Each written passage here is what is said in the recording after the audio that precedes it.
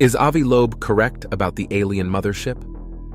In his recent striking scientific paper co-authored with Dr. Sean Kirkpatrick, director of All-Domain Anomaly Resolution Office Pentagon, the Harvard physicist discusses the idea of small UFO probes from a mothership, using Oumuamua as a possible example. The researchers state that extraterrestrial motherships carrying smaller probes could potentially visit planets in our solar system, including Earth. This has sparked a debate among ufologists, with some referencing previous sightings and photographs of similar craft that have been attributed to their large size and cylindrical shape. The statement has prompted discussion on the possibility of alien life and whether or not such visitations have already occurred. On March 20th, 1950, a cylindrical UFO was photographed at night over New York City.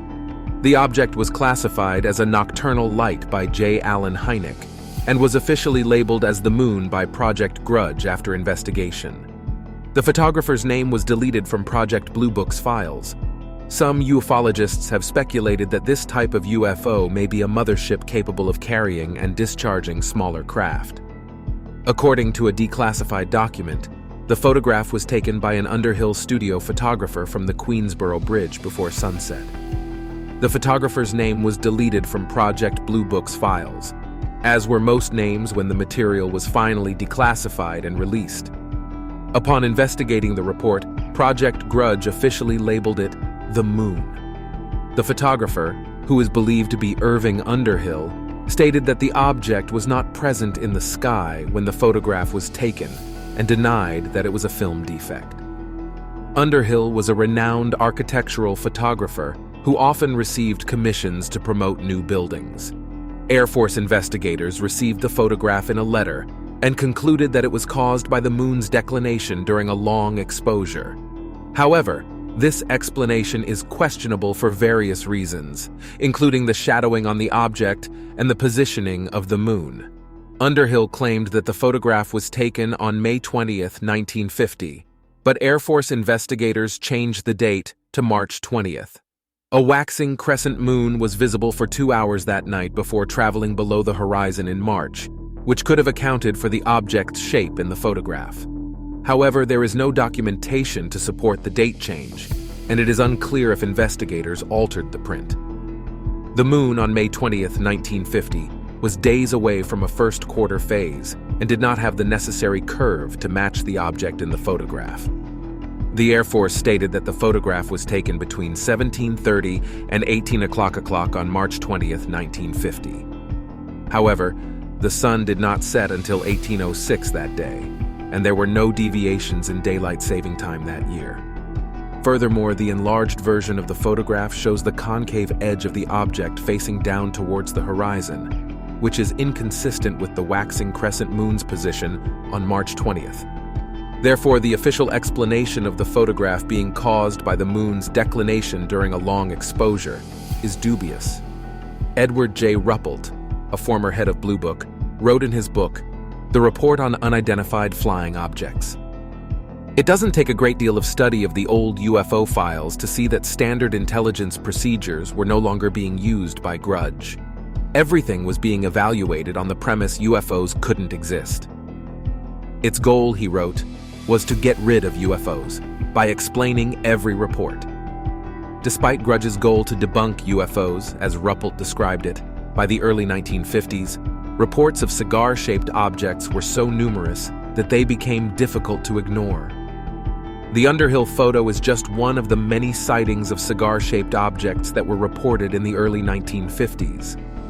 In one such incident on February 5, 1950, 2 pilots reported seeing a pair of bright cylinders above T-Ticket, Massachusetts.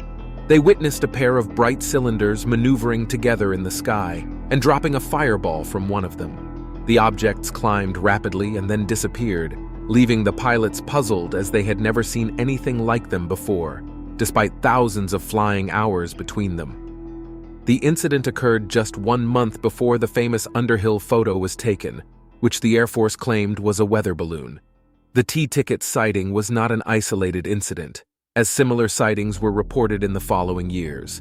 For instance, in May 1950, 2 radar operators at Kirtland Air Force Base in New Mexico observed a metallic cylindrical object flying at tremendous speed, angled downward, and disappearing in a flash of brilliant white light.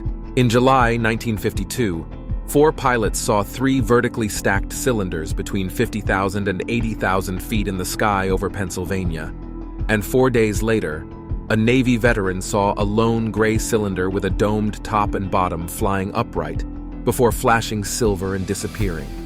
In August 1952, an engineer in New Mexico saw 3 cigar-shaped objects sitting motionless in a V formation before tumbling forward as they flew.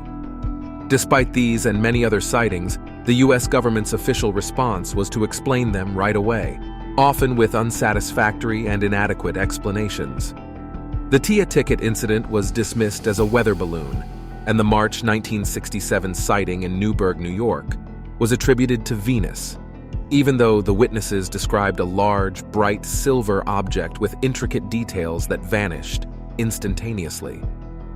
The lack of a comprehensive investigation and analysis of these sightings has led to many unanswered questions and speculation about the intent, origin, and purpose of UFOs. The fact that the U.S. government has not released all of its UFO files only fuels further speculation. It is unclear why some sightings involve cylindrical shapes while others are disc-shaped or spherical.